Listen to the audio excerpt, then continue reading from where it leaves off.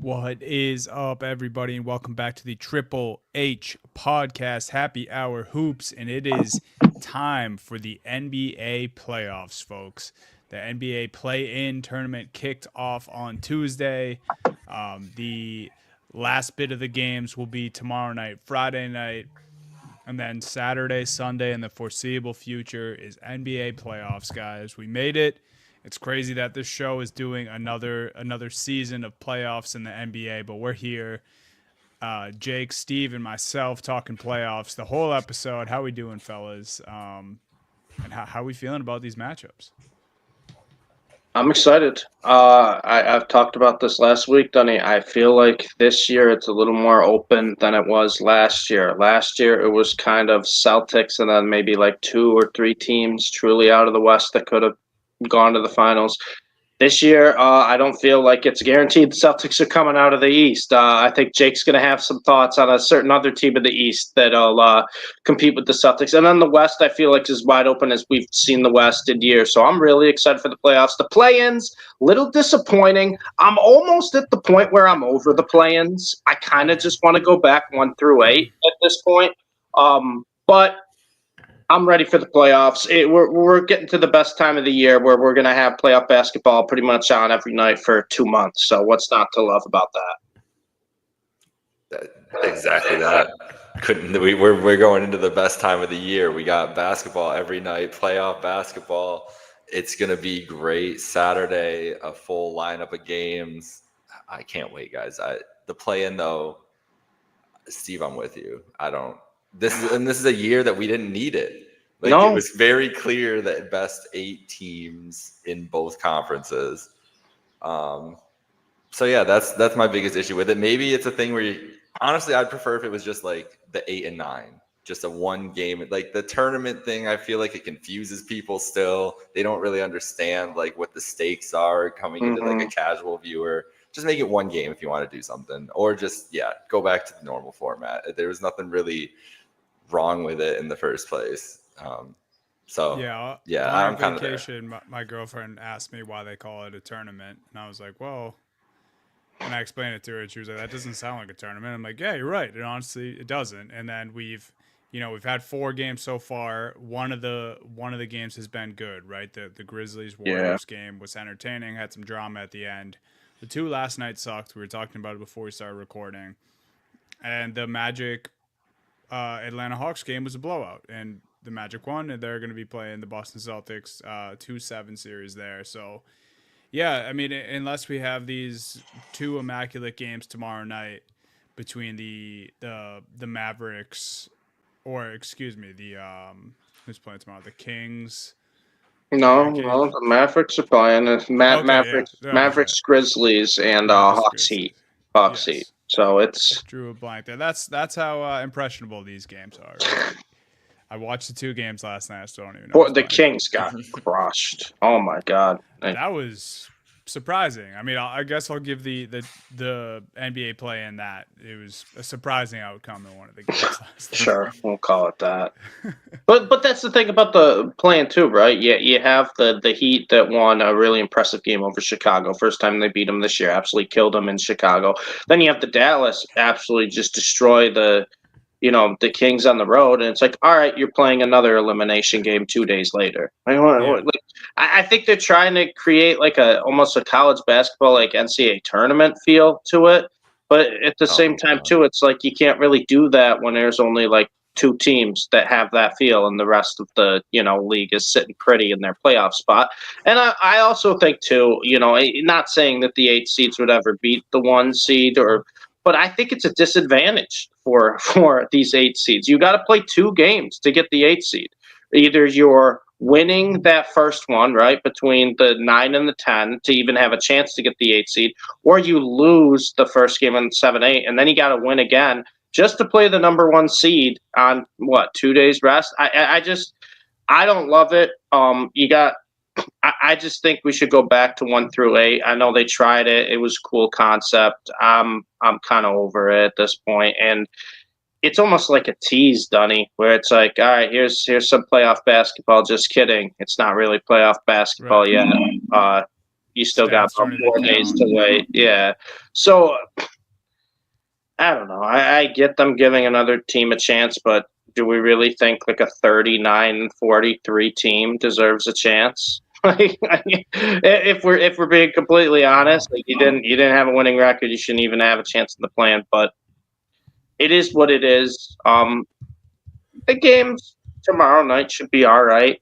Grizzlies, Mavs, interesting, and then Hawks Heat is kind of who do you trust more? Trae Young in a back against the wall situation, coming off a game where he got literally thrown out of the game for a couple stupid technicals, or the Miami Heat, who Eric Spoelstra just every time just overachieves with his team, and once again they kind of did against Chicago, absolutely killing them. So yeah, I'm excited for the plans.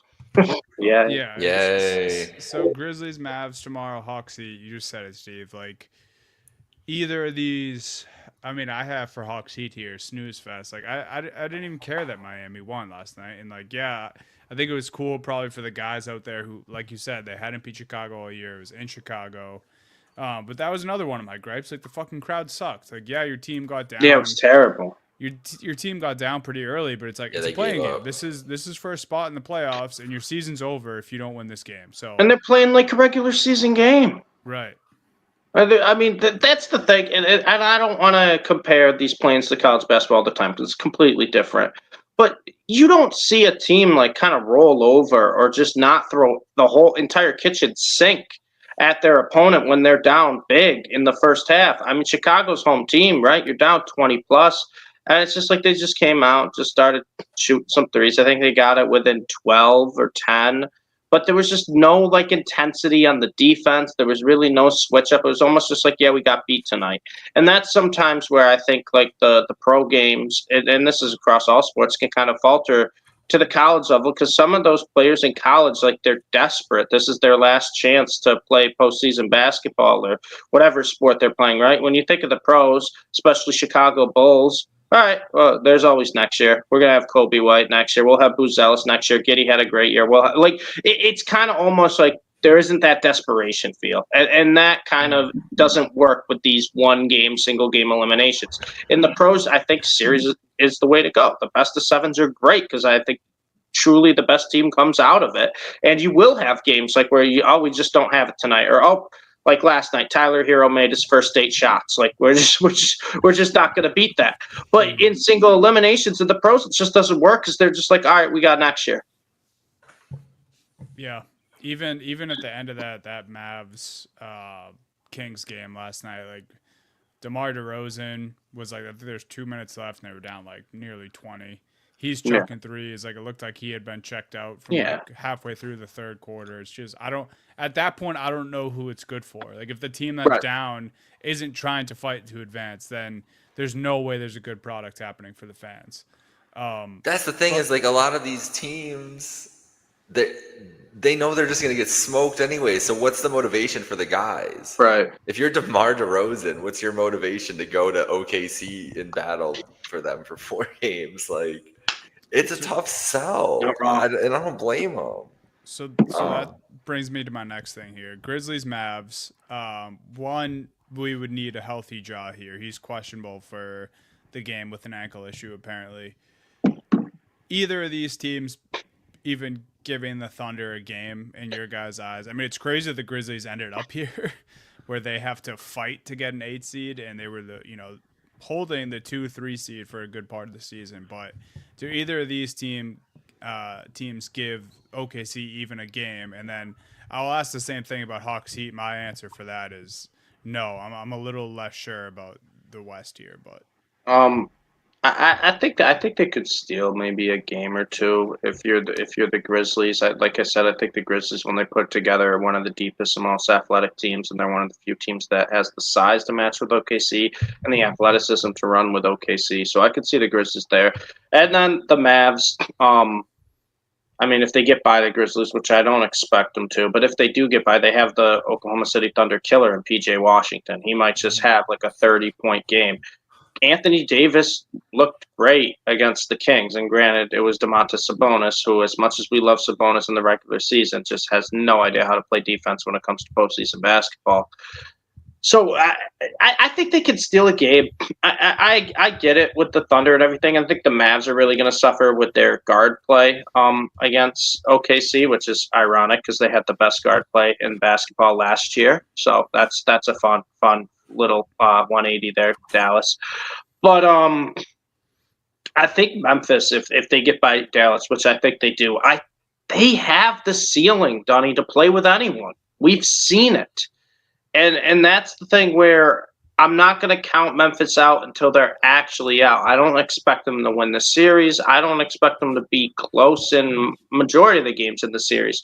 But I would not be surprised if there's a game at Memphis where they lead at halftime like 65-50, or a game where, Desmond Bain scores 30, or Jaren Jackson has a ridiculous game, or even a Ja takeover. Like, they have the talent, they have the depth, they have the size. Edie's been playing better too. So I think Memphis actually would give OKC a better series than most 1-8.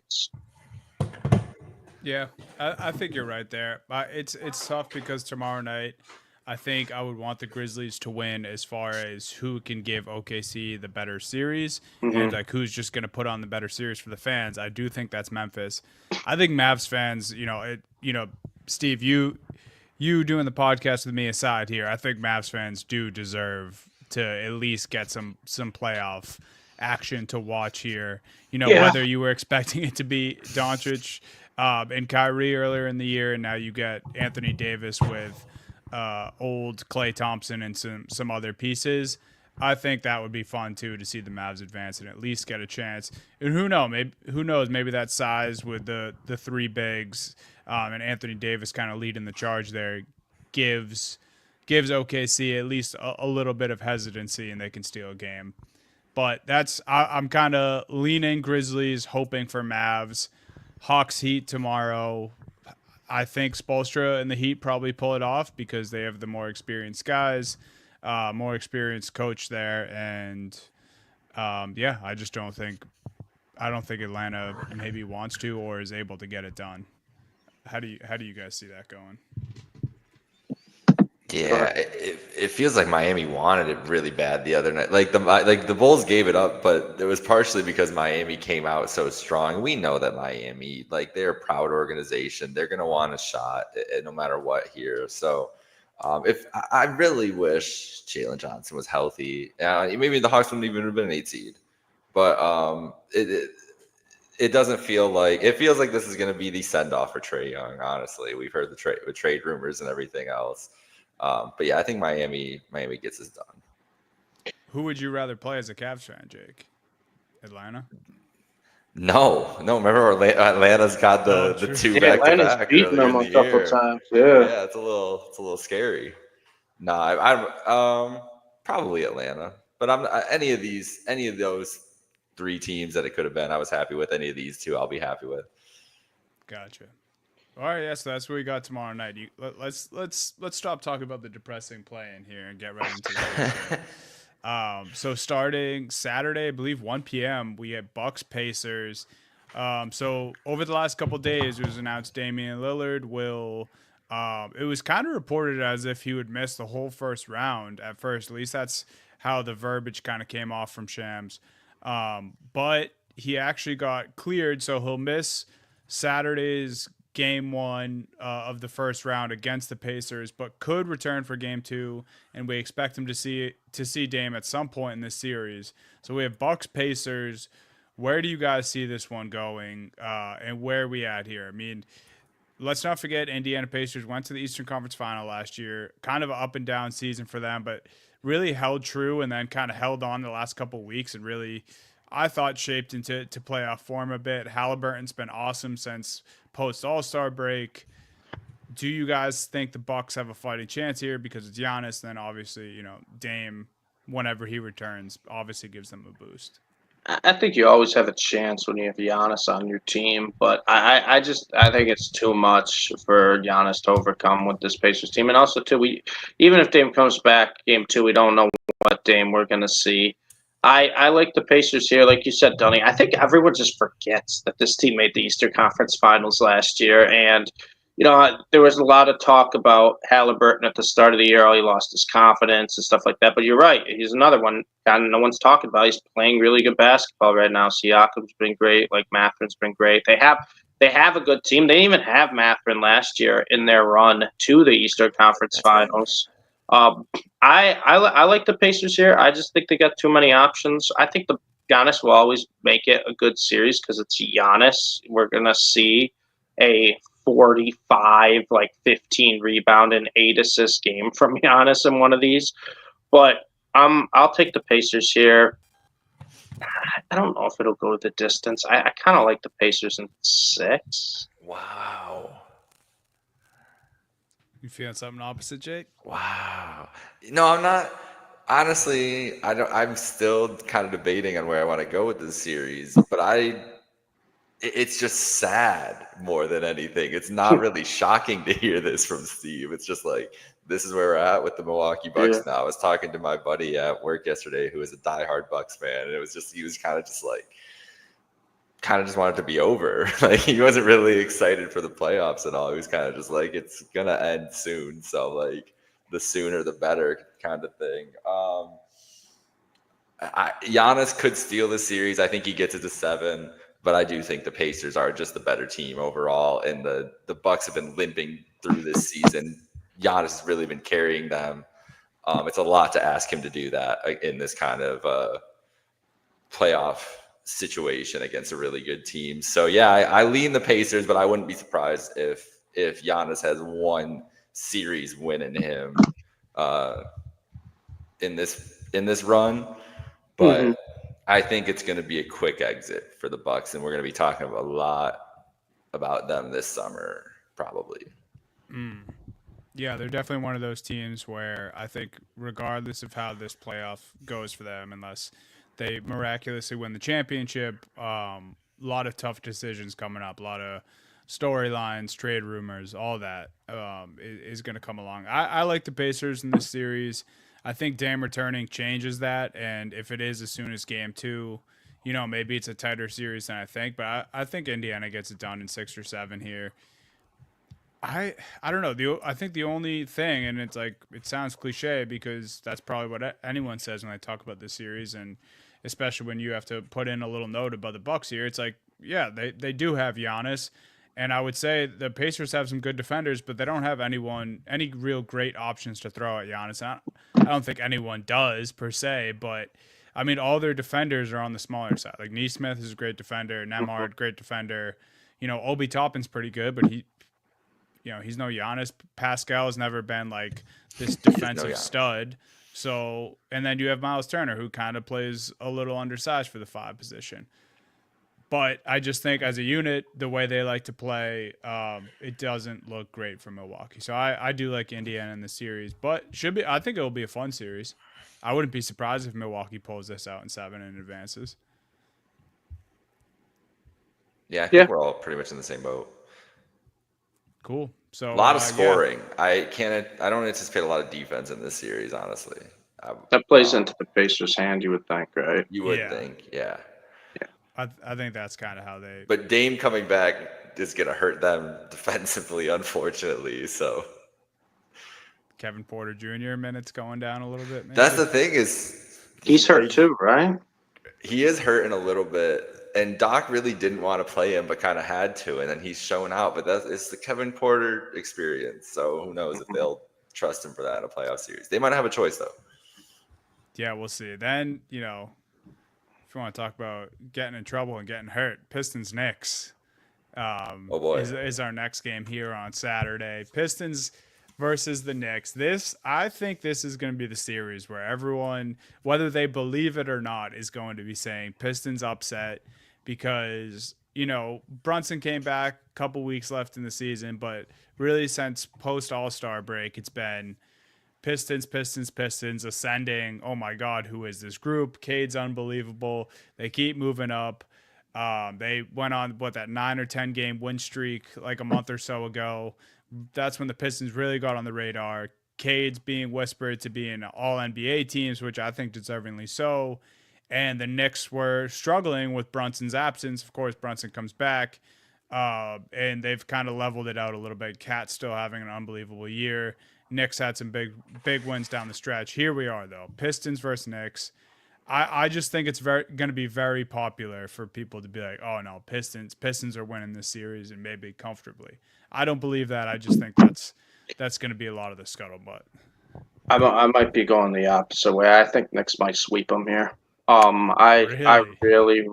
really like the Knicks over the Pistons here. You look at the Pistons team. Cades can only do so much. He can't win a. You're not going to win a playoff series with Tobias Harris and Tim Hardaway in the starting lineup. I'm sorry, you're just not going That's to. why you're going with the sweep. You're just not going to. This is what we've been talking about for years, though. Those guys are letdowns in the postseason. And now we're talking about him as like the second, third option on this Pistons team. What are we talking about? Jaden Ivey's not back. It's just Cade going to be trying to carry it, and it's the playoffs. The playoffs are play into the Knicks' hands. It's more defensive. You're going to have shorter benches. That doesn't matter as much. I think they're just really going to kind of swarm Cade, make someone else beat them, and the Knicks just have too many options. Like I know they were struggling a little bit, but they're kind of healthy now coming into it. Anunoby's, a little bit here and there, but you got Bridges, you got Towns, you got Brunson, and honestly, Brunson and Bridges are two guys who can take over in playoff games. Towns is having the best year of his career. I think everyone's just kind of sipping on this Pistons Kool-Aid for no reason. And yeah, Cade's fun to watch, but is this really a truly a good team? Is this a complete team? I just don't think so. And I think the Pistons are probably going to get humbled early on in the series, and then they're going to resort to Detroit Pistons things, and that's going to get physical and starting fights and all this here. They just don't have the talent, I think, to overcome this Knicks team. I love the Knicks. I'm debating betting them series bet 4-0 sweep. I might just take like 5 games or less for the series. But I don't think this is going to be close, and I think this is going to be one of the series where people want it to be good, and about a game in, or maybe a game and a half in, people are gonna be like, "Oh, this series is decided." Yeah, I don't know. I don't know if I would be comfortable to call for a sweep here, but I kind of lean what you're saying, Steve. I think that it's going to be popular for people to take the Pistons in an upset here. Don't necessarily agree with it. I'm just like the way I got to thinking the Knicks could end up just having their way in this series was the next thing that people are talking about with the Pistons after Cade Cunningham is Malik Beasley. And Malik Beasley is having one of the great 3-point shooting seasons of all time. He's just been a sniper this year. He's been a great energy guy for Detroit. But it's like, if that's what you're going to after Cade Cunningham for a reason why, your team's going to beat a top 3 team in the East, not all this year, but all last year as well. And granted, they're a little bit of a different team, but the nucleus is kind of the same. You still have Brunson. And I just don't think, like, yeah, sure, okay, Cade has an off night. Like, is Malik Beasley going to carry you at MSG in front of a rowdy New York Knicks crowd? Right. Because I just don't think so. So I see what you're saying in that regard. It's like I could very much see the Pistons getting humbled here. I think I'm taking the Knicks in 6 in this series. So one thing I do is I like when I'm looking at a playoff series, because I think it's star driven, right? I rank the top 5 players. If I'm going to make a starting 5 out of the 5 players in this series, who is the 5 from the series? I think it's 4 next to 1 Piston. The lone Piston being Cade Cunningham. You can rank him wherever you want, but Jalen Brunson, Karl Anthony Towns, OG Anunoby, and Mikal Bridges are all better than the Pistons' second option. And Cade's had a great year, and I'm not taking anything away from Cade. And maybe if Jaden Ivey was healthy, it'd be a different story, right? Because I think Ivey kind of has that I can take over a game in him as well, and he's a big-time player. But I just look at this right now, and I think you're right, Dunny. We're really going to rely on Malik Beasley in the playoffs, Tobias Harris, Tim Hardaway, Jalen Duren. I love Asor Thompson, but he's not really a scorer. He's just defense. I just think there's too much star power for this next team. Yeah, I agree. How would you guys rank that? Just curious if you had to pick the 5 best. I think I would go Brunson, Cade, Cat, Mikal, OG. Yeah. Yeah. Are we disrespecting Cat, putting Cade over him already, or no? No. I was I almost did after the year Cat had, man. After the year Cat had, I I almost would feel take like Cade. If you're asking me who I'm picking, I'd take Cade. I almost feel like we're giving Brunson more of a benefit of the doubt than we should at this point. Now, I love Brunson in the playoffs. We've seen what Brunson's done. That's why I'm Cade's had a ranking better him. year. Cat's had a better year. I agree with that, and I was gonna say Cat too. I just think I've seen Cat in the kinda with playoffs, though. I would need to see more proof that he can do Sure, that. That's the sure. thing. that And I've and what seen Jake Brunson said, it's perform in the like if I'm playoffs. just closing my eyes, you tell me who I can have. I'm probably taking Cade at this point. But Yeah, it's fair. I'm with you though, Steve. Like I think I could say pretty easily for me this is Cat's best year of his career. Yeah, I And think like so. Yeah, for sure. before the trade or like while the trade happened, I was like, oh my, like how does this look for New York? And I was very pleasantly surprised this whole season, just like Me too. not only how he's played on the offensive end, but just like how he asserted himself even when Brunson went down. Like, and I'm excited to see that, Jake. Like, right, this is all we know is Cat can have a 4.3 rebound game in the playoffs when happen. you need him now's the time, man. You Right. play for the Knicks. Big Pistons Pressure next series cooker. coming up. So You're gonna be playing 44 minutes, Cat. yeah, that's the thing. You better be ready. You're only gonna be sitting on the bench for about 2 minutes the whole series. yeah. I'm in 3 line points, with 4 you. rebounds ain't gonna cut it for Tibbs.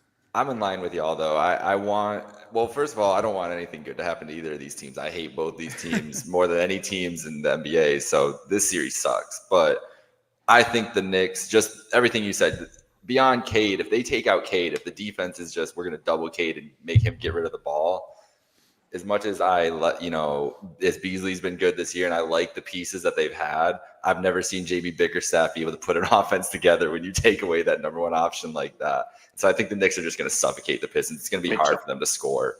And the Knicks are going to be able to just do enough. I think 5 games, though. I do think the Pistons get one in Detroit off of them. Yeah, we'll see. That'll be fun. Detroit basketball, Isaiah Stewart in the playoffs. Let's see if he tries to Yeah, he's gonna Cat get thrown out in one playoff game. I don't know for what, but he will. He'll get tossed.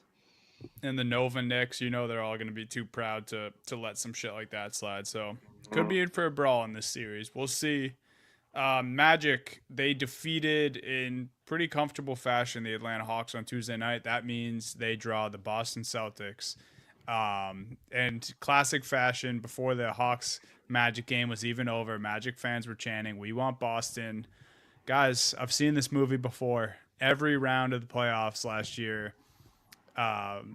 in the clinching game of the opposing team before they played the Celtics, were chanting, "We want Boston."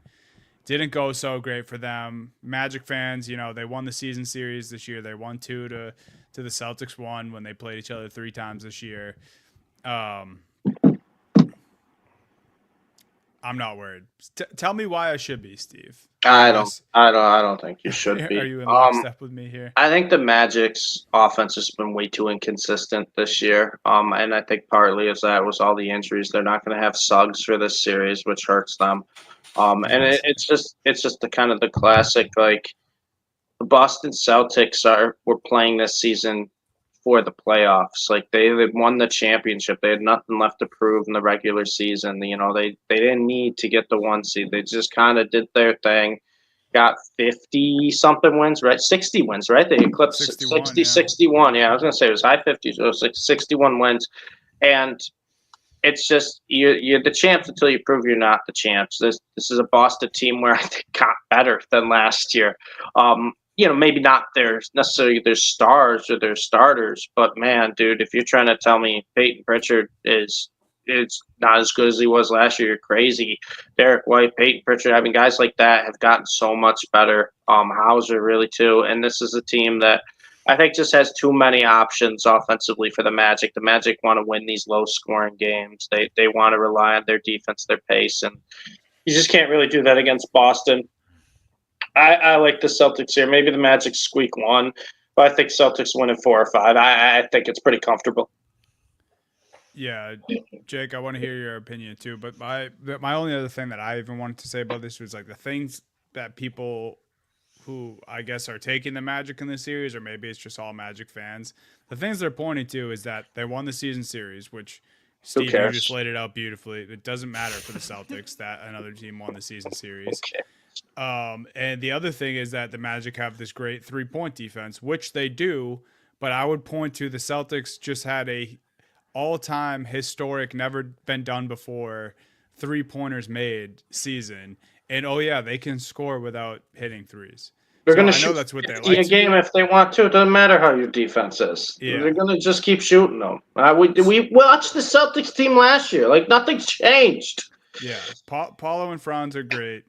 I think if Suggs is in this series, then maybe we could talk. But I still think star power weighs out there. They don't have a guy who's going to take Porzingis out of the series. You have some decent bigs. It's not going to happen. And then there's just too much talent up and down. So, yeah, I think probably a sweep here. Maybe they steal a game. It's another thing, too. KP's healthy. He wasn't healthy in the Eastern Conference playoffs last year. KP was at AEW Dynamite last night ringside, enjoying life. He's out here, bro. He's out with the people. The Magic might win a game here. The Magic are really like just a word. Like you match it up just player by player. The Celtics win pretty much every single one of those matchups. If you go Banchero to Tatum, it's all strength on strength. I feel like when you look at those, and I'd rather have the Celtics guys. I do like how the Magic have played them in the last couple of years. I think they've had some fun games in the regular season, but like you guys are saying, that doesn't translate to winning a playoff series or pushing this Celtics team who has been a level ahead of everybody for years. Now in the Eastern Conference. Yeah. It's not going to stop to this 7-seed Magic team. Maybe in a couple years with this Magic team, but I don't see it happening in this series. So I think it's in 5 though. I do think the Magic pick up a win here. All right, that's Celtics Magic. Sorry, Cavs are up next. Jake, we talked about their 2 possible opponents. I think if I was you, I'd rather play Atlanta just for even though they had those 2 crazy games this season. No, I would rather play Atlanta. Yeah, for sure. Just the zombie heat. We've dealt with it on the show. The Celtics fans know it all too well. So I'm just saying, as a friend, as a podcast host, you maybe don't want the Miami Heat here. But end of the day, I don't really think it matters who the Cavs draw. I think this could potentially be a sweep. I think if it is Miami, it could be 5 or 6, but I think if it's Atlanta, it's a sweep, and I think you probably shouldn't have to worry regardless. You definitely don't want to play Eric Spoelstra team in the playoffs. You definitely want to play Atlanta. I know they won a couple of the season series, but you definitely don't want to play an Eric Spoelstra Heat team. Cavs just have too many weapons and everything. I like the Cavs. Probably in a sweep against Atlanta if it is Atlanta. I know Atlanta beat them twice, but this is a different Hawks team, and they had Jalen Johnson then and DeAndre Hunter, who is now on the Cavs. Hey, maybe we get George Niang revenge spot, Jake. May Karis LeVert ball out against the Cavs, but I think the Heat would probably give them a better series, but I don't see it. I don't see it going past 5. I think the East first round's going to be boring, guys. I'm going to be completely honest with you. Just about to say that. I think the East first round is going to just be boring. I think Pacers Bucks has the chance to be the best series. I was just going to say that too. But I think these other 3 series are pretty much already decided in my mind, barring catastrophic injuries. I think these 3 teams are clearly the next, the Celtics and the Cavs, clearly better than the rest of the teams in the East.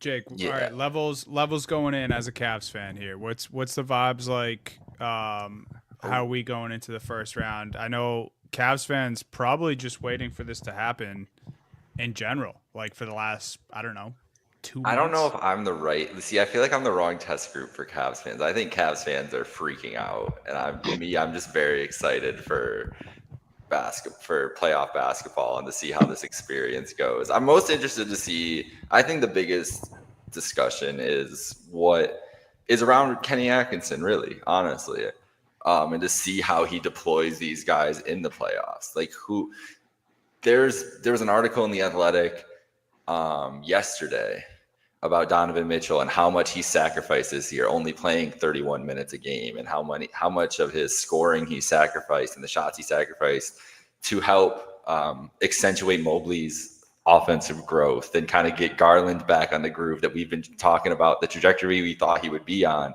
and having all the starts and stops with injuries and everything else the last couple of years, right? So all of that being said, there's the possibility with knowing Kenny Atkinson and the type of coach he is, that the Cavs offensive game plan is completely different from what they've been doing all season. And that could be a thing where Donovan Mitchell all of a sudden is 35% usage some games. Maybe some games Garland's 35% usage. Maybe some games they're running it through Mobley.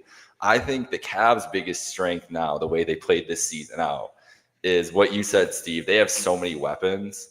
And now they have a coach who's tinkered with everything. Yeah. And I think is a really smart coach and is going to be able to game plan in the playoffs. I think everybody's not ready for the Cavs having a good coach in the playoffs. And I'm interested to see once you get to like in this series, whatever. I think the Cavs honestly could sweep either of these teams. I do think the Heat could take one off of them, but I also just think the scoring could be too much for Miami, even in those games in Miami where even if it's close for a little bit, Mitchell or Garland could take over at any moment. Again, I'm not scared of Hero or Rozier or any of their guards being able to check some of those guys. Probably is scared of Allen and Mobley. Yeah, exactly. Right. So that's a tough matchup for Bam too. But that's the thing I think the Cavs fans are most interested in seeing is what's the difference between last year with JB, and there were the injuries last year too. But we know that's the biggest thing. That's the only difference with this team is Kenny. We've seen how the results turned out in the regular season. That's great. How is he as a playoff coach before? And I was impressed. I don't remember if you guys remember this series, but remember when Brooklyn played Milwaukee a couple years ago? Mm-hmm. They were scrappy as hell in that series, man. They battled in that. I don't remember exactly how many. I think they got a game off of them, maybe even not. But I just remember the narrative being around being like, oh, this Brooklyn team has no business being in these games, and they're playing so hard and all this stuff. And now Kenny's got the weapons, and with that narrative is going around. So that's what I'm most excited about, and I think that's the thing that Cavs fans are most intrigued in to see, because it's the biggest wild card left. But really, it's about getting through to the Boston series and then seeing what happens there. That's everybody just wants to grit their teeth through the first two, and then we'll get to where you find out, right? That's where we'll find out. Yeah, it's going to be interesting. I like the points you brought up about Mitchell, and I think that's probably going to be the biggest difference for this Cavs team regular season to playoffs. It's like Mitchell averaged 24 a game in the regular season. He probably could have averaged 30 if he wanted to. And I think in the playoffs, it's going to, maybe not in this first round against Atlanta or Miami, but I think throughout the playoffs, you'll see Mitchell's average will probably be closer to 27, 28 points per game. And I actually think for some of these games and series, it's going to need to be that way. Like I said, probably not this first round series. You could probably just stick to the status quo and do what worked in the regular season for this group. But later on in the playoffs, I do think we'll see a usage uptick for Mitchell. And the thing is, the one thing neither of us have mentioned even yet is that all of that just means he's fresher than he's ever been at this point too. It goes without saying, but 31 minutes, he's been resting on and off, taking games off all throughout March. Mitchell is probably feeling as good as he's ever been in a playoff run. And we've seen him in runs in Utah, running on a steam, having some really bad last year that Magic series. That was even last year. I mean, last year he was carrying. I mean, that game 7, what he had half their points or whatever it was. So that's not going to happen this year, though. That's the whole point, is that he is never game 7 Magic doesn't ever have to happen this year. That was the whole point of this whole Kenny Atkinson endeavor. So that's why you should be, if you're a Cavs fan or just someone that doesn't like the Celtics, sorry, Dunny, and wants a team to knock them out, the Cavs, there's a real chance because of that. If that's going to happen, if that's the reason it happens, it's because of Kenny Atkinson weaponizing these guys the right way throughout the playoffs. You know what's bullshit though, Jake, for you, and we've had to battle the Cavs being on NBA TV for too long. Depending who they draw here, or it might not matter who they draw. These might be the NBA TV games still. Probably. You see that we have some games on ESPNU? That might be more disrespectful than NBA TV. I think that is more disrespectful. That's absolutely more disrespectful. That's tough. The ESPNU playoff game is a tough look. That's brutal. Yeah, because we were thinking all this year, we're like, oh, Cavs are finally getting them out of the NBA TV slate, and it's like this 1-8 might be a prime. It's tough though because they're not NBA putting the Celtics there. They're not putting the Knicks there. The only good series is Bucks, Pacers, as we could were be talking about. Yeah. It could be an NBA TV. You're right, but the West gets the problem is it's got to be an East series because the West is going to get all the heat as we get all into the glory. And for this first round, they should. So let's. Any closing thoughts on the Cavs, Jakes, or you want to get right into the West here? No, nothing. Zach Lowe today on his pod called the Eastern Conference the Junior Varsity Conference. So I thought that was a funny quip. That's tough. I mean, we'll see. He's probably not wrong because I think it's been a Cavs C's race all year. But we'll see if the Knicks or Pacers have anything to say about it. Clippers Nuggets. Let's get right into it. This is the first game of the Western Conference, also on Saturday. I just love this series. I'm honestly even a little mad it's a first round series because I would love to see both these teams advance. One, just the way the Clippers ended the season and just kind of the unknown around this team, right? Like Kawhi is finally healthy. We've joked about it in years past because he's never healthy. And here he is. Harden's just all of a sudden so rejuvenated. He's playing some of the best basketball in, the last 7 years for James Harden. And there's just kind of cast of characters around those two guys. Zubac obviously at the top of that, but bringing in guys like Derrick Jones Jr. this offseason, he's panned out for them. Norman Powell has panned out for them. And then you have all the shitstorm we just talked about last week with Denver on the other side. Mm-hmm. And you just can't help but think if you have Jokic, does all the bullshit maybe not matter? And I'm thinking, I don't know who I want to pick in this series. I like both these teams. Maybe I'm going to pick the Clippers because they have a healthy Kawhi. But am I being stupid? Should I just blindly bet the Nuggets here and be like, the Nuggets are probably advancing? And I don't know. Then you have the Westbrook connection to the Clippers and Harden and all of it. Here's where I'm at, guys. Because I've been very skeptical of this Clippers experience, right? And I've been very skeptical to come to it. We're here though. I gotta look at this realistically and really think this through. And I said even the other week, I said the Nuggets still one of these title contenders. But when I look at this Clippers team, I trust Ty Lue more than I trust. That's one of the things is Ty Lue he had LeBron, but he won a title. He's been great in these situations. Kawhi, as much as I am worried about him getting hurt at some point, I kind of love that they just decided he's only playing 33 games. His season is now 33 games long or however many it ended up being. That's really smart. If that's what they decided to do, it sucks for the league that we don't get to see Kawhi for 80. But if he's going to be an elite player for 30 in the playoffs, that's a good thing for the Clippers and for the league. And it looks like that's what it is right now. So I'm believing that's what it is. And if that's the truth, I think Kawhi and Jokic wash each other out. And that's crazy to say, but Kawhi is one of the singular forces we've seen in the playoffs recently. If he's at full health with James Harden, who's never performed in the playoffs, to allow and come through. Now, I shouldn't say never performed because they came really close. They've come really close sometimes in Houston and had some times. But we've seen so many failures over and over and over again. You know what, though? It's 2025. I'm feeling nice. At some point, with this many cracks at it, and this being the best setup Harden's ever had, with the best teammate he's had with Kawhi, the way he's playing, Zubac being a potential all NBA level guy. He's been awesome this year. This could be the time where Harden, maybe he doesn't come through, but maybe he just doesn't mess up. Maybe it's just play clean, James, and let everything play around you. Let Norm and Kawhi carry the scoring load, not have to do as much. I think the pieces are just there for the Clippers in this series, and then it's a really fun series with the Thunder at that point. Because if they win this one, the hype train's going to start behind Kawhi. That's the thing. If Kawhi's averaging 28 in this series and they beat the Nuggets, the national media is going to look at that series next and be like, uh-oh. And Kawhi's going to guard SGA too. Oh, yeah. Series if they advance. So that's where I'm at. Yeah, I'm kind of with you there. I don't think this is gonna be as good of a series as I think you made it out to be, Dunny. The Nuggets, they're kind of free fall mode, right? Fired their coach, fired their GM. We don't really know what to expect from the players around Jokic. We know what we're gonna get from Jokic, and we've seen Nuggets players step up big time in the playoff before. We've seen Jamal Murray do it. I mean, Westbrook has had his moments. I just don't see it happening. I don't see the Nuggets having a answer for Kawhi Leonard on the defensive side, and I just really like this Clippers team. Like I said, I think this Clippers team around Kawhi is better than the Raptors team that he took to the NBA Finals and won.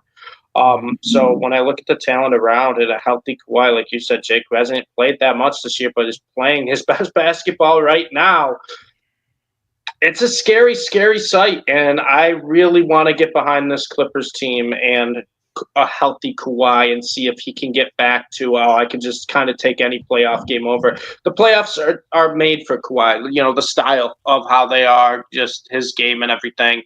And I just don't see the Nuggets really being able to answer the Clippers on defense. And with that, I think the Clippers win this in 6 games. I think 6 is fair. I don't know. I'm just kind of over this Nuggets team right now. I think the Nuggets are kind of over this Nuggets team right now and everything that happened. And the Clippers got a lot of guys on the Clippers have stuff to prove.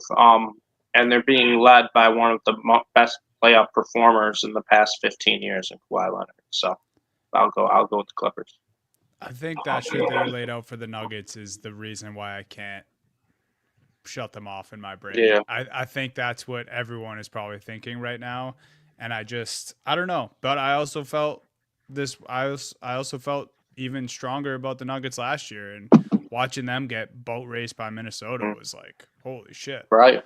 So maybe last year was just kind of the beginning of the end, and they do come up short here against LA.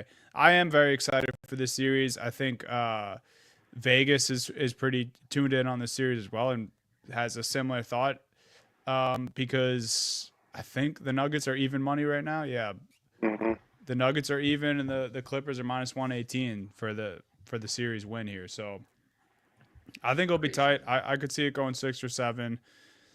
I think just for the storylines, I probably want the Clippers to advance, and that's all if Kawhi can stay healthy in this series. But yeah, it's going to be an interesting series, and I actually just kind of want to see what the Nuggets, what they throw out there, how the adjustments are made, and like how all that shit goes in game 1. Like I'm going to be watching the Nuggets sideline and bench and lineups more closely than anything in game 1 of this series, because it's like I can't even imagine being interim head coach and you're like, oh yeah, go game plan for fucking Kawhi Leonard and James Harden now. Tough, man. So we'll see. We'll see there. The West is just loaded with first round series because we have Timberwolves versus Lakers, Luka versus Ant. A little different this time, right? Luka, part of the Los Angeles Lakers, LeBron and Luka going up against Anthony Edwards and the Timberwolves, who they started to climb a little bit at the end of the season here. We know about this Timberwolves team, and they have size, and the Lakers don't. So I think that's probably the biggest thing where the Timberwolves have an advantage. But the Lakers have been loving playing small lately, and I don't know if the Timberwolves have a response to that if both LeBron and Luka have it going while they're playing small. And Gobert struggles with small too. Mm-hmm. He's not great with small. Speaking about struggling in the playoffs, I mean, it used to be Cat and Gobert together. And we already talked about Cat, and Gobert hasn't done anything to change our minds there. So yeah, the Lakers are happy. Like the Lakers win the Lakers win the NBA title. It's because that they've mastered small ball, and they figured out small ball, aka they figured out LeBron and Luka can outscore everybody if they have enough shooters around them, and that it's possible. Like the Lakers guys. There's a path. You could tell me the Lakers are winning the title. You could tell me the Lakers lose this series in 5 games. And I could probably believe all those scenarios if you laid it out the right way. I really don't know what to believe with this team. I know what I want to happen with them. I'm going to be cheering and rooting very hard for this team throughout this playoff run. but I just don't know what to expect.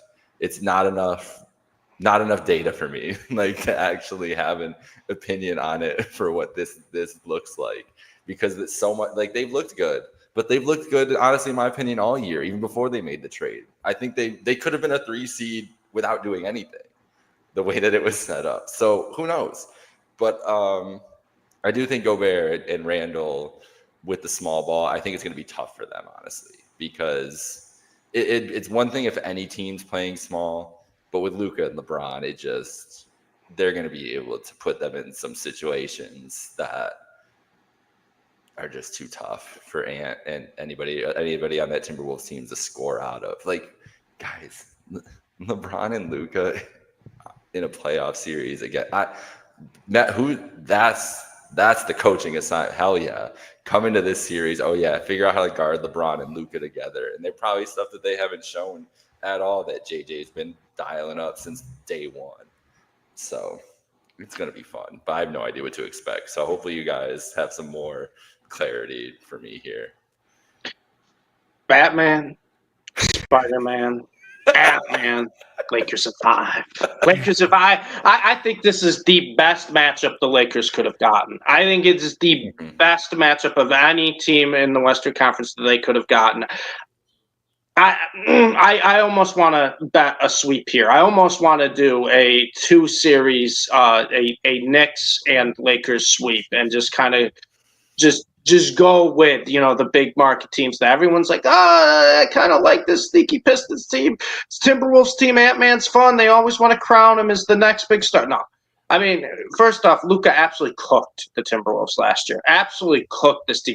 I mean, demoralized them. And you could be looking at they kind of want their revenge. No, stop it. Stop it.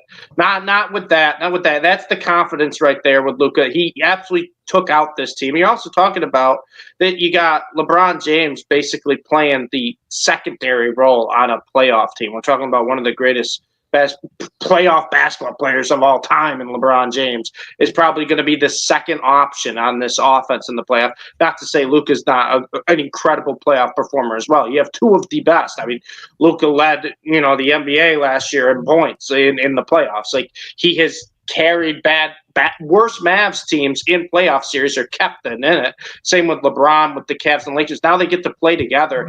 And like you said, they're going to play small ball. I think their coach, JJ Redick, is probably one of the best coaches to perfect playing small ball, especially in these situations. And you have the perfect formula to beat a Timberwolves team when you can play a 5-man lineup, right, of LeBron, Luka, Rui, Reeves, and probably Dorian Finney-Smith. Hey, you really can, because Minnesota can't play their side. So what is Gobert going to do? Their Lakers are just going to keep switching on defense, help defense, which has actually gotten really good since the trade. And the Timberwolves are going to have no options. It's another case of like, yeah, Ant-Man's great, but is he really going to try to take over a game? And we talk about bad playoff performers. Julius Randle, he might be the king of them. And you're going from a Timberwolves team, right? You got Julius Randle now. You got to rely on as your second option, who hasn't shown he can do anything in the playoffs. I love this Lakers team to just absolutely destroy the Timberwolves, because I think it's the best matchup for them. And yeah, we've seen LeBron and Luka play a little bit together, but we haven't seen them play in a playoff series together, guys. Like can we just say that sentence out loud? Like, LeBron James and Luka Doncic are going to be playing on the same team in the playoffs together. Like, that's crazy. But I know you're giving the thumbs down, Dunny, but that's crazy. Like, that's something that we're actually going to see. I mean, two of the best playoff performers in my lifetime. I think they're going to be two of the best player performers of all time. You can argue LeBron is right up there on the Mount Rushmore playoff performers right now. Like, it's wild that we're actually going to be able to see this, and I think they got the perfect first-round matchup. Now, after this series, then it's going to be a little more interesting, I think, for the Lakers in terms of matchups, and will they be able to get away with small ball every series.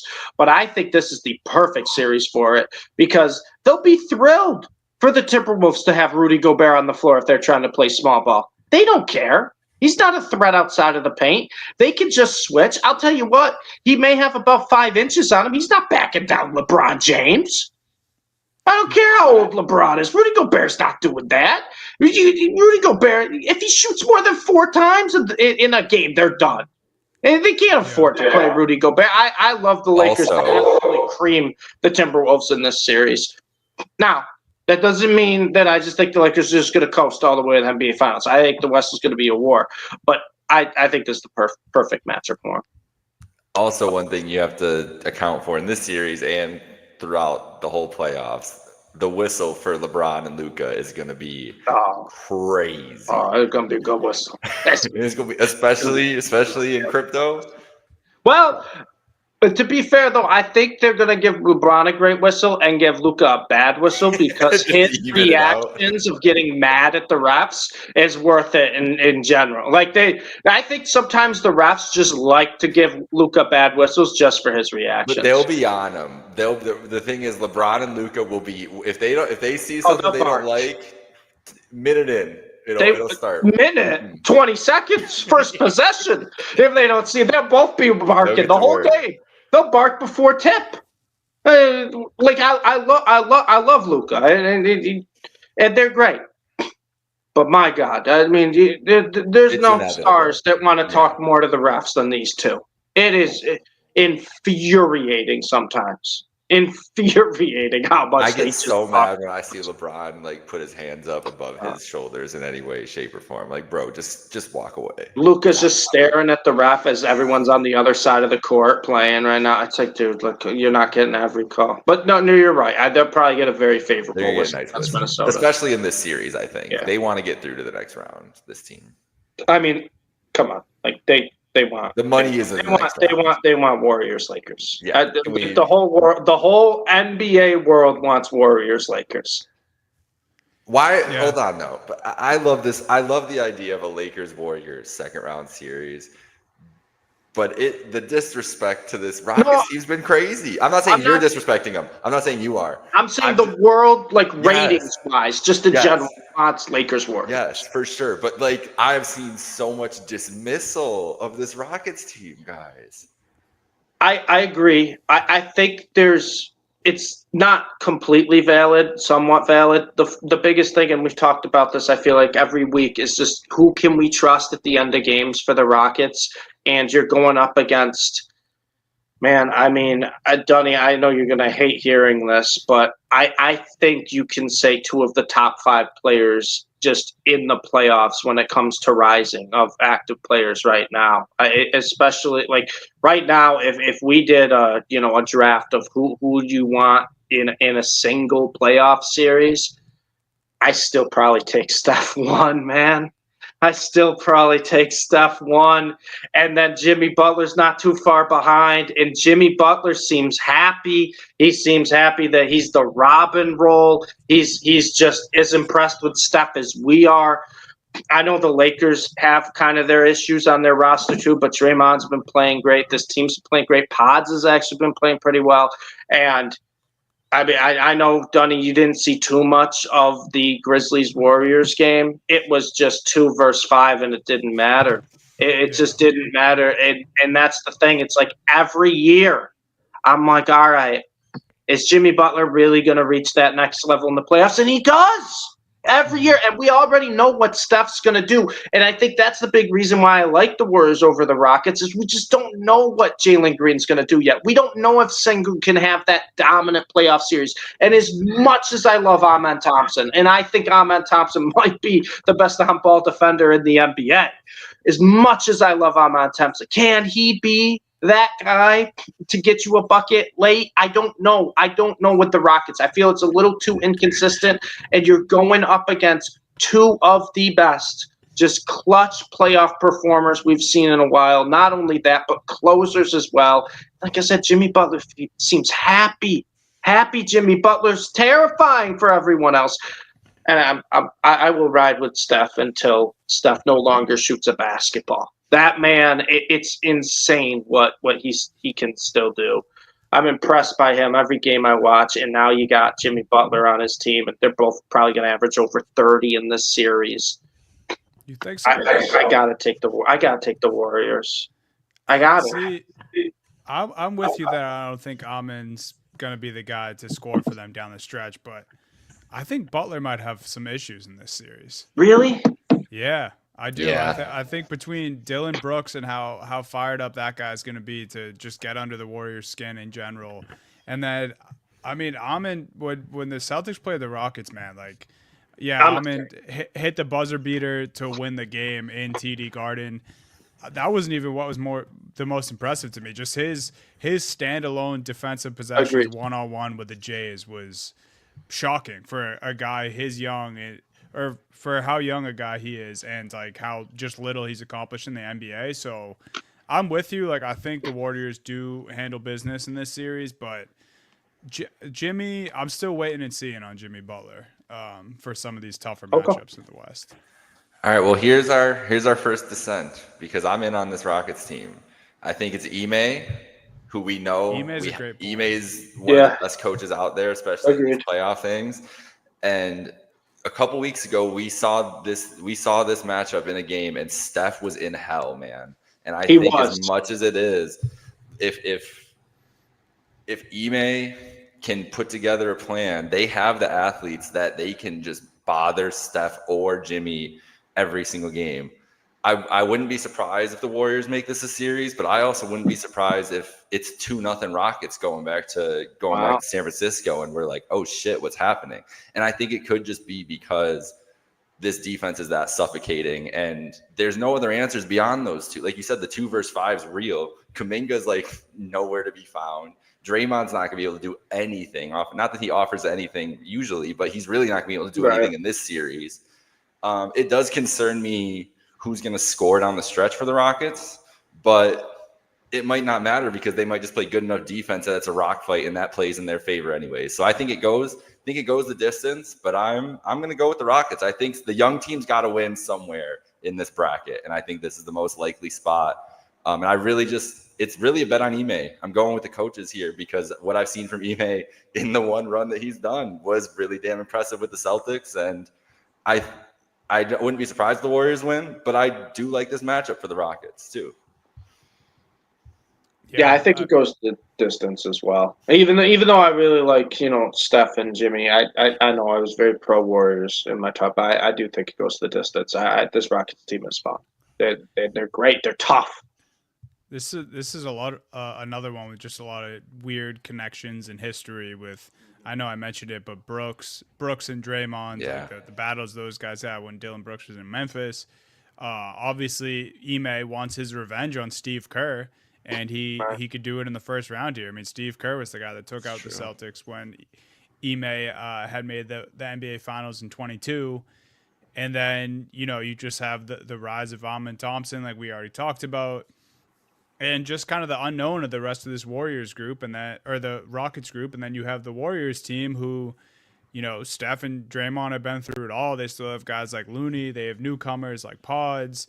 It's interesting, man. I think both teams are going to try to take the style of basketball that the other team wants to play away.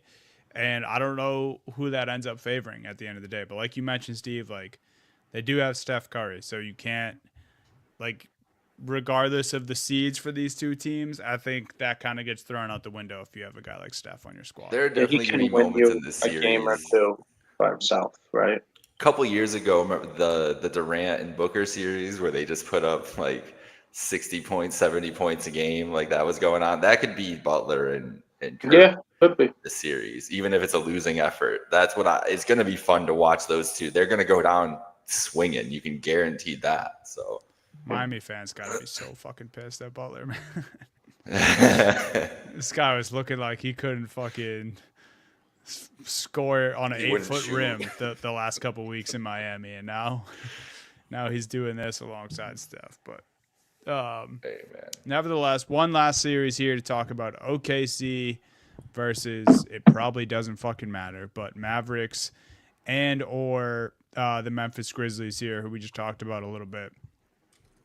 We talked about it at the top, right? But I think I want the Mavs as just a rooting interest, and for the Mavs fans, also for AD, right? Like AD, we don't talk about this enough that he got dealt a very shit hand in this whole Luka deal, he was the one playing alongside Bron. He was the one who helped LeBron get his championship in the bubble there with the Lakers.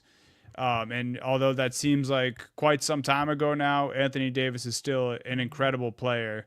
So I would like to see him be able to get this 8 seed with the Mavs and play OKC in the first round. I think it will probably be the Grizzlies. And at the end of the day, I don't really think it will matter who it will be. I think OKC could sweep either team. I think it will definitely be a sweep. It's the Mavs. Grizz could steal a game or two. But are you guys kind of feeling the same way here?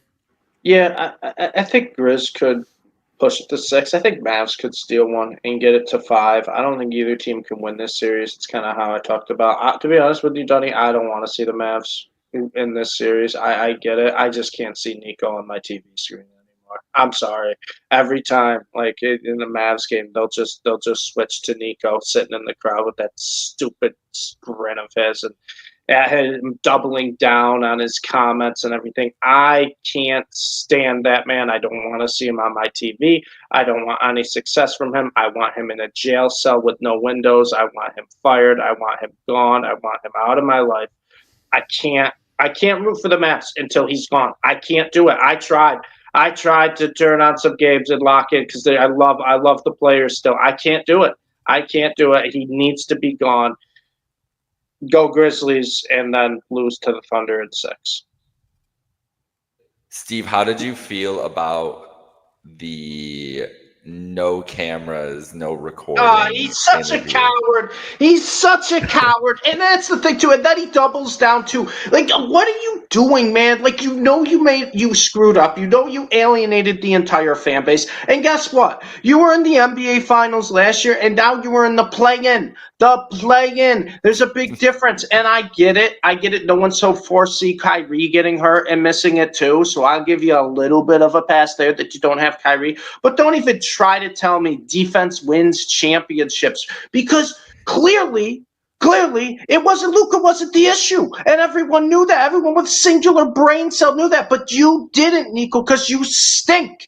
And I can't stand them showing him. I can't stand him doubling down. I hope he's just kind of, one of the guys who they're just throwing in front of the fire so Dumont can sell this team to Vegas or whatever they got to do. I hope I find that out. But I just don't know if he's smart enough for that. I can't stand him. I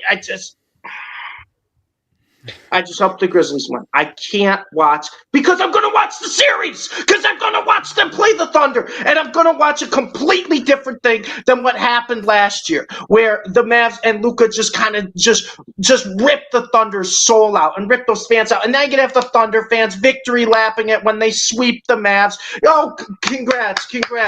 Like, I can't. Okay. Go Grizzlies. Go Grizzlies. For that reason, I agree. Go Grizzlies. I don't even know if I can pose this to you guys because got the Celtics banner behind me, Celtics jersey on.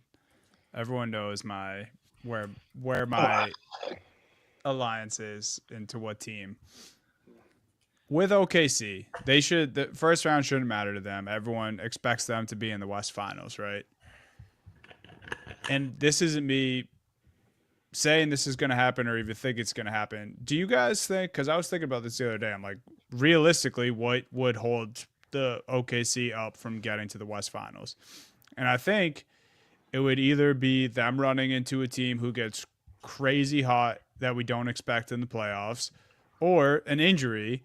And I just feel like that isn't brought up with OKC and Chet the same way it is for the Celtics and Porzingis. Like, people forget Porzingis didn't play pretty much the first 3 rounds of the playoffs last year. And then, he came in and got banged up. I remember what happened in the finals. Okay. Yeah. Steve remembers what happens in the finals. KP played 10 more games than Chet this season. Chet only played 32 games this year. The playoffs is a long run. I just feel like that narrative hasn't got brought, and maybe that's just because it's kind of guys. How much do we believe in the Clippers? I mean, that's the conversation you're bringing up here. And if it comes down to if the Clippers, I mean the Nuggets too. I guess the Nuggets, if the Nuggets beat the Clippers, we're gonna believe in the Nuggets, right? Like we're gonna think there's a chance that they could do something against the Thunder. But the Clippers, I really think you look at it, they just match up better. And what worries me about the Thunder, here's the thing, is because I've been debating this. We have our finals predictions here at the end, and I've been debating it like the last couple of days, back and forth. And it's the Thunder who I'm really stuck on here, because there's a version of this where they just aren't built for this playoffs, and Shea doesn't get the same whistle he gets in the regular season, and they just go cold shooting for a couple of games that hurts them from three, and they run into this Clippers team and Kawhi is averaging 33 and 8 and 6, and Harden shooting well. Like, this isn't a crazy path to me that this team gets caught. Is it likely? No, but I feel like there's just a lot of unanswered questions about this team in the playoffs, that we're just kind of assuming that they're going to get through this landmine of a Western Conference where they have to beat potentially, whatever with the first round series, but they could potentially have to beat two former, guys and who have been there and done that in the NBA finals, been finals MVPs. And then you get to the finals and they could have to play, if they get to the finals, they have to play the defending champions or having to play another one. It's a lot to ask for a team that we have not seen anything from yet. I feel like and this is part of maybe this is me. I don't have a Cavs banner behind me. Maybe this is part of my thing, because I'm in the conference with the team that everybody just has been the tentpole franchise there. So I haven't had this conversation. Everybody just is going to pencil the Celtics into the finals most often, and whoever picks the Cavs is just going to kind of be zagging for the sake of zagging. But no one actually believes that the Cavs is going to get it done, because we haven't seen it. We don't get that same luxury with the Thunder conversation. Everybody's just like, oh, the Thunder, they're dominating. What was their difference in record between those two teams? Is it 1 game, 2 games? It was close, yeah. So, and we got LeBron in this conference. We're talking about this Rockets teams. We got Steph. We have this 4 or 5 series of either of these teams. That's the thing with the Thunder. I feel like everybody's penciled the Thunder in, and given the Cavs, does not give the Cavs the benefit of the doubt. And this isn't even a comparison thing, but I feel like it's fair questions to ask. Can the Thunder really stay in a series? Is Shea a good enough superstar to stay in a series with LeBron and Luka and score with them and be the lead guy with them? I don't know. I think we got to give Jalen Williams some credit too, though. I know we talk about this like it's just Shea on an island with everyone else. Jalen Williams is their second best player, and I get the chat, injury concerns. Dunny are just not playing a lot. They got Isaiah Hartenstein for that reason, and he's been great. And so I look at this Thunder team. I think they have depth. I think they have a bunch of options, and I get it with the concern of SGA. But I think and it's partly because he is just kind of more quiet in terms of his big nights or everything, and SGA is clearly the top guy in that team. But Jalen Williams is a superstar now who can take over games too, and he can have his fair share of those playoff performances. And I trust him as a second option more than I trust a second option on Minnesota or Houston or honestly even the Clippers. So I look at that. I think we're just kind of forgetting a few of the other guys because just the spotlight's just been on Shea so much this year.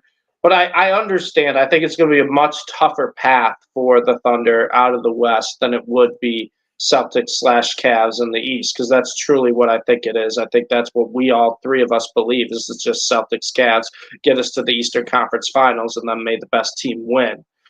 But I look at the Thunder, Jake. I don't want to discredit anything they've done, and I don't want to discredit the other players on this team outside of Shai Gilgeous-Alexander, because when this team's fully healthy, they got one of the best starting fives in basketball. It's just that's clear. It is, and so I think it's a much tougher road, but I don't think I would be shocked if they did get through, kind of this juggernaut road. Let's say they beat the Grizzlies in the first round, then they got to play the Clippers, and then they play like a Lakers or a Golden State or even a Houston that has the athleticism and the depth to match up with them.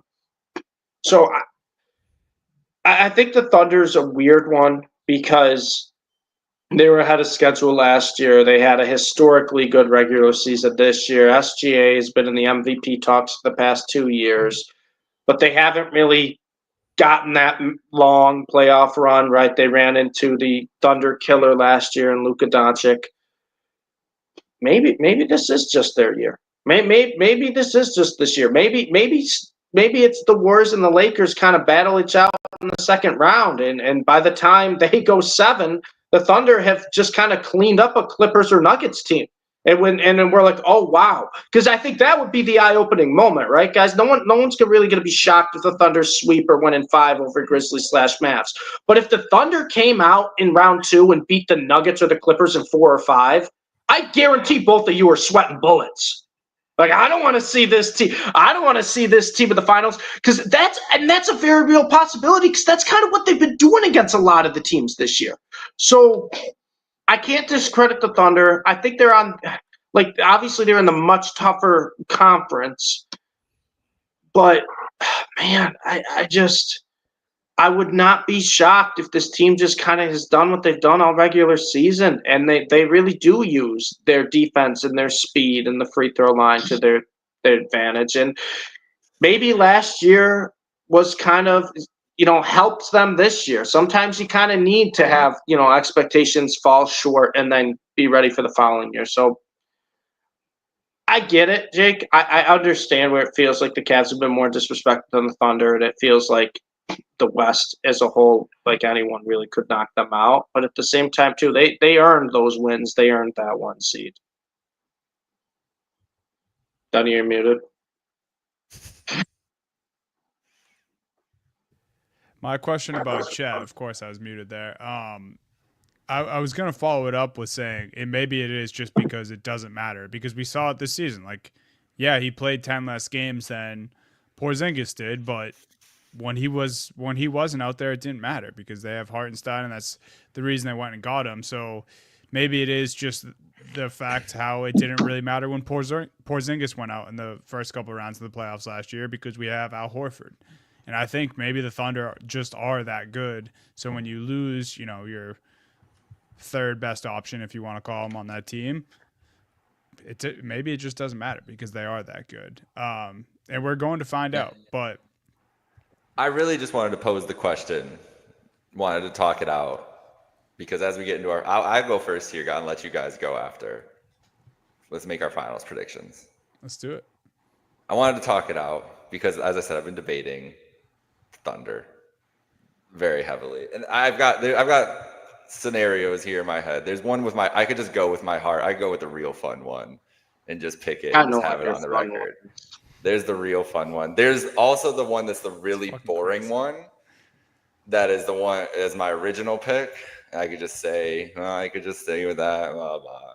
And there's one that's safe right in the middle. I think I'm going to go with the safe one. I've got the Cavs beating the Thunder in 7 games. I think that the Cavs, I think that they go 7 with the Celtics. I think that series is a classic. I think it's really tough to win in Cleveland, though. And I think that 7 game at home is going to really help them. And then I just trust in a game 7, if it comes down to it, Donovan Mitchell is going to come through in that moment more than I trust anybody on that Thunder team.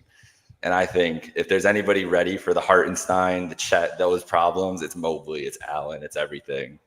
And I think, and I've been talking Kenny Atkinson up all season long. So I got to put my money where my mouth is. I think this is his moment. I think this is his coming out party more than anything. So that's what I'm going with. The fun one was obviously the Lakers in that spot. The boring one was obviously the Celtics Thunder, which I picked at the beginning of the year. Might still be the one that Jake actually puts his money on. But for my official pick, the Cavs win the NBA Finals. I like it. Donnie, I already know where you're going, so just tell us. Well, it's in the doc too. There's no surprise. Yeah, you didn't need to be in a doc. You didn't need to be anywhere. I mean, look at what you're wearing. Look at the banner. We already know who Donnie's picking. Celtics win in 6 over the Thunder.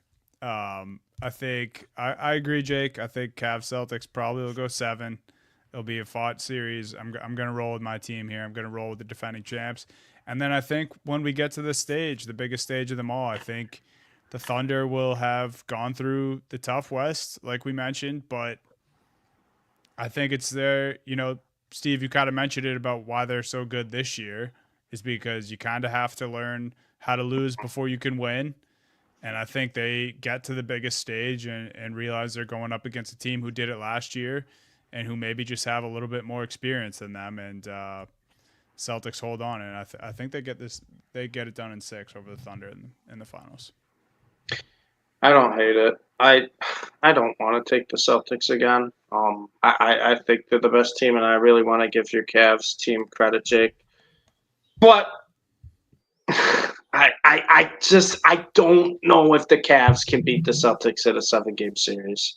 I get it. I know Mobley's been playing great lately. I get the coach has changed everything, Nixon, but healthy Porzingis Celtics team is terrifying, and I watched. No one's gonna pick it until it happens. It's fine, Steve. I know. I know. I got the Celtics.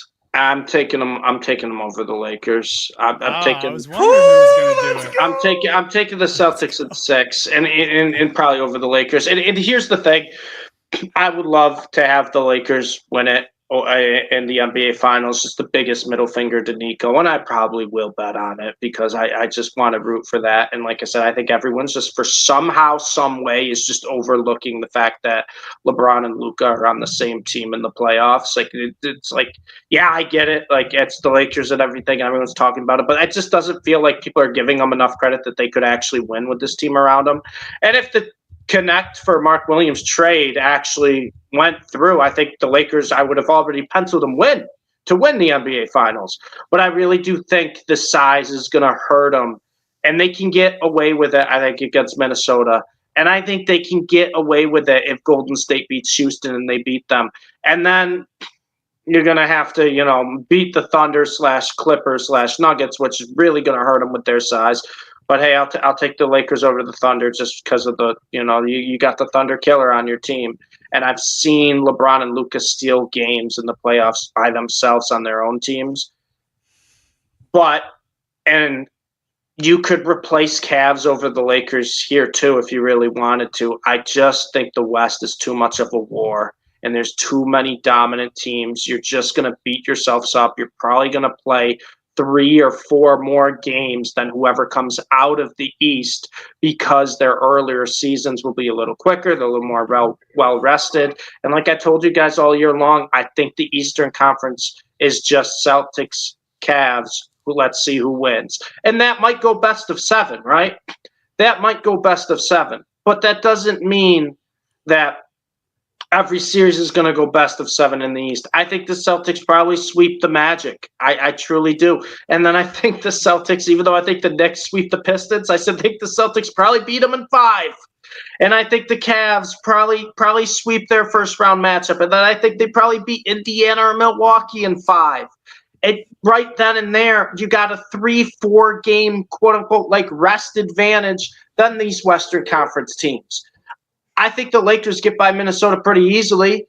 I think either Houston or Golden State will be a war. You're telling me any combination of Houston, Lakers, Golden State against Clippers or Thunder isn't going to go 6 or 7? Right? I just look at these Western Conference teams. Even if I pick the Thunder to NBA Finals, they're just playing so many more games. You got to pick someone from the East. I still got to go with the Celtics over the Cavs. I hate doing that. I really want to pick the Cavs to win the NBA Finals, Jake. You don't know how badly I really want to.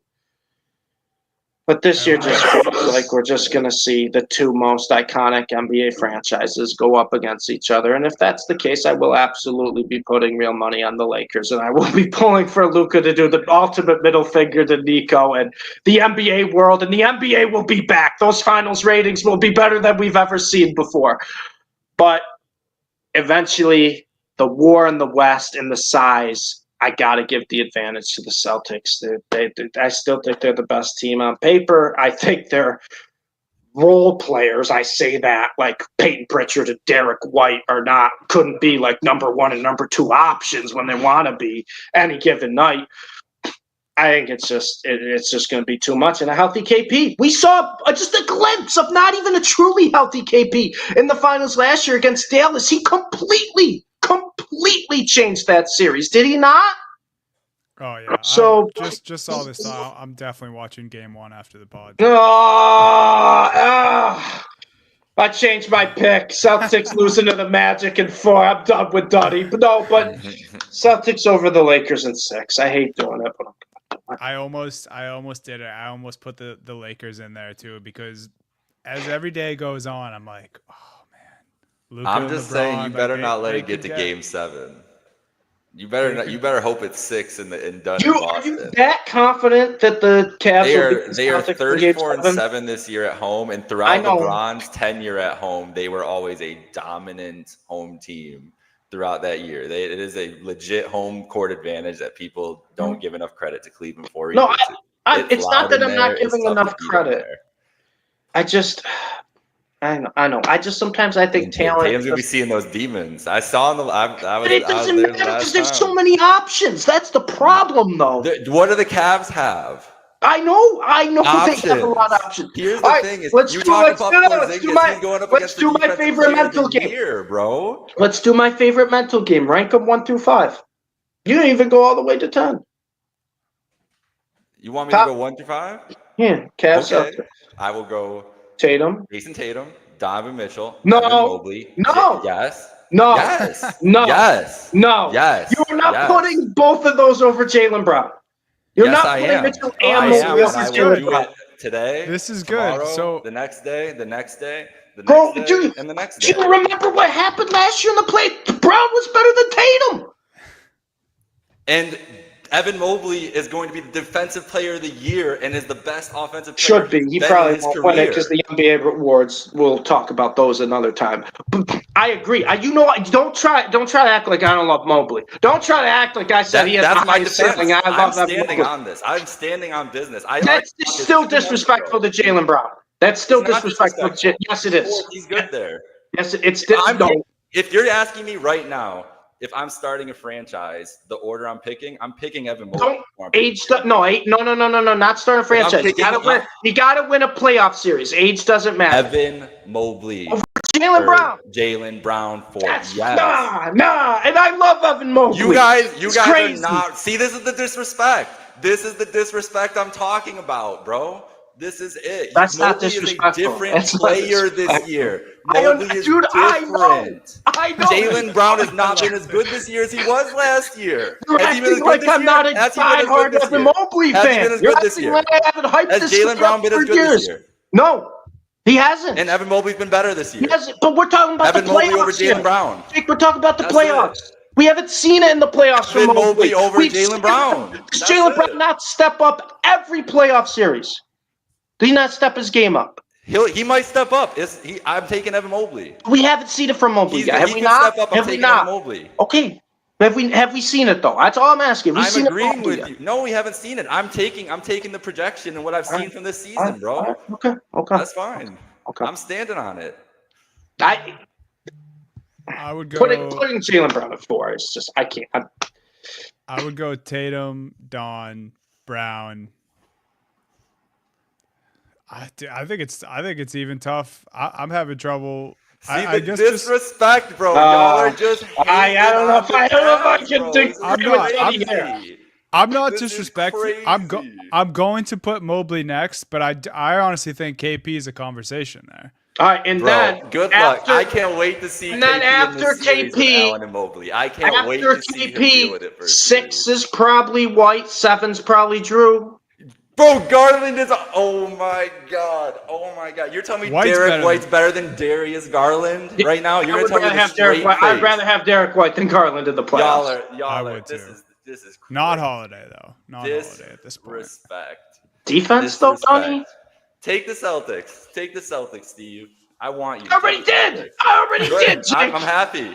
I'm happy you are. Don't say, oh, I wish I would take the Cavs, Jake. I promise I wish I could. No. Stay on that side.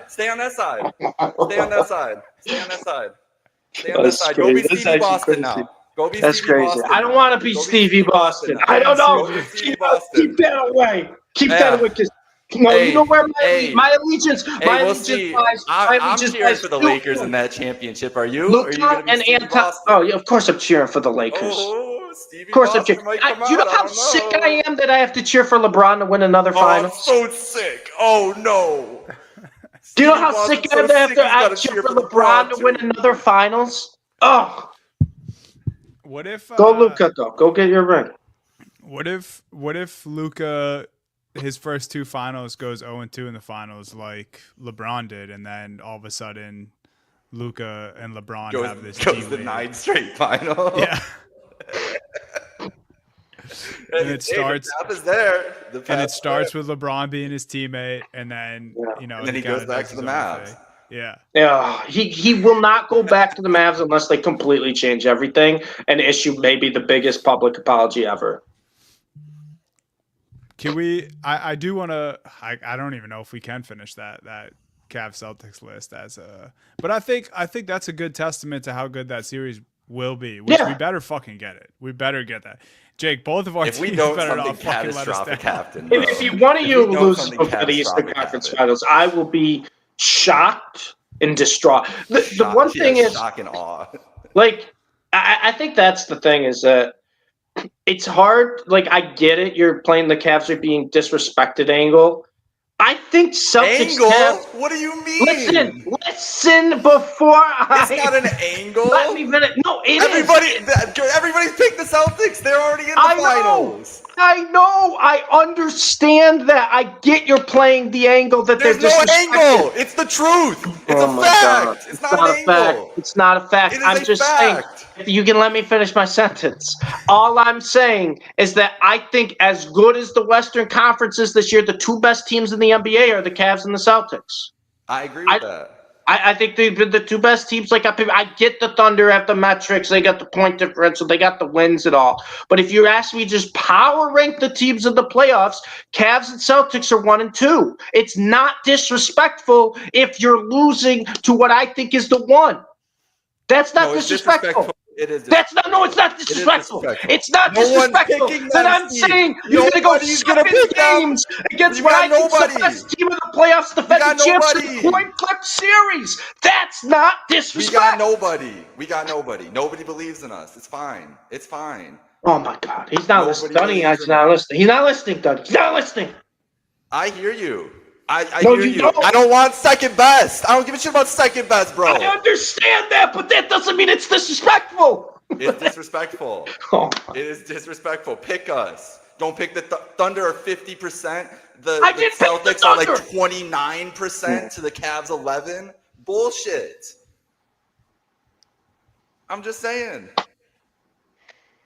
All I've been hearing is that we're the 2014 Hawks all year. You kidding me? That's not disrespectful. No, don't act like I've been saying that. I'm not saying you have, but I'm not saying you're the one disrespecting me. I'm talking, this is disrespect I get that. From the greater media sphere to the Cavs all year. That's where we're at now.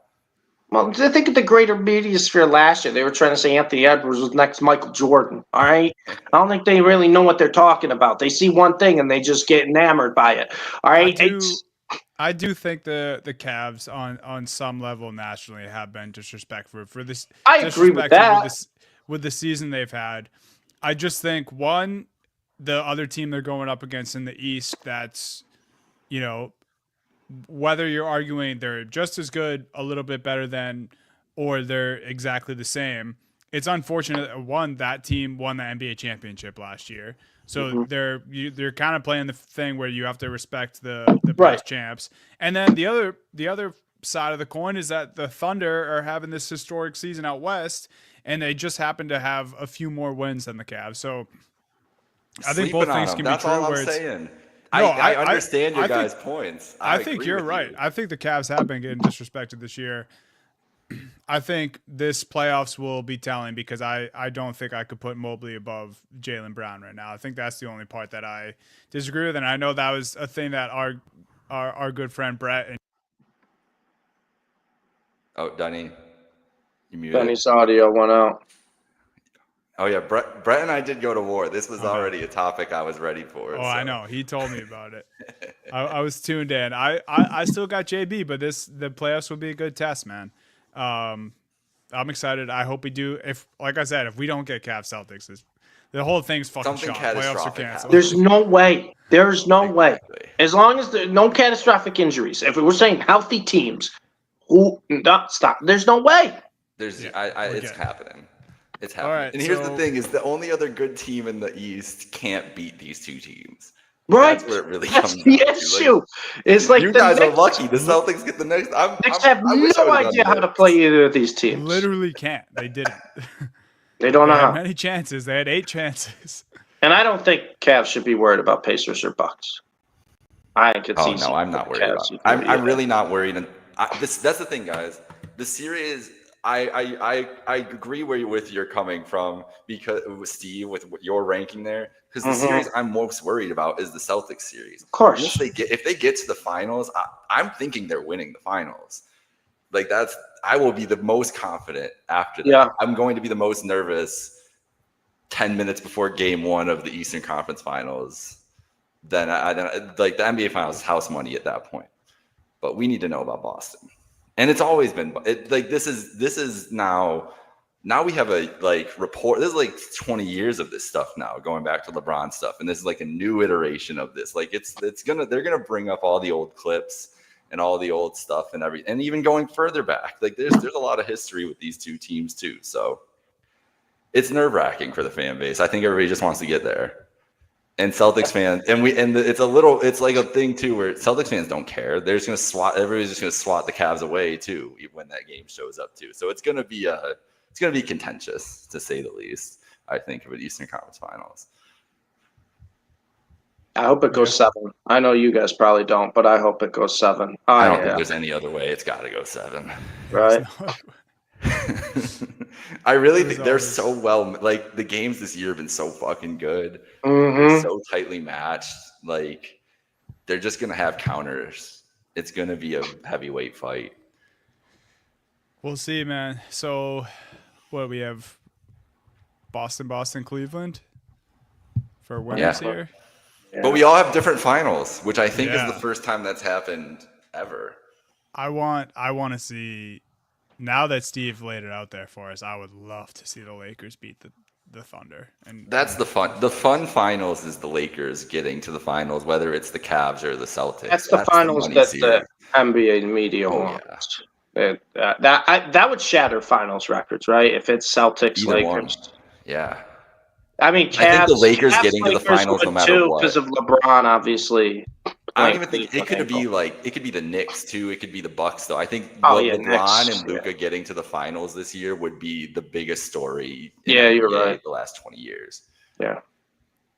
But adding the Celtics flavor to it would just be like a nice cherry on top. That would be something. Crazy, man. Well, this is just round 1. The happy hour hoops. We got a little fired up at the end there, and we still have 3 more rounds of playoffs to go. So tune in next week, guys. Obviously, stay locked into everything Trainwreck Sports. Shout out Trainwreck. Follow us at Happy Hour Hoops 1 on all socials. Tomorrow night play-in, and then Saturday afternoon, first round of the offs, and we are here.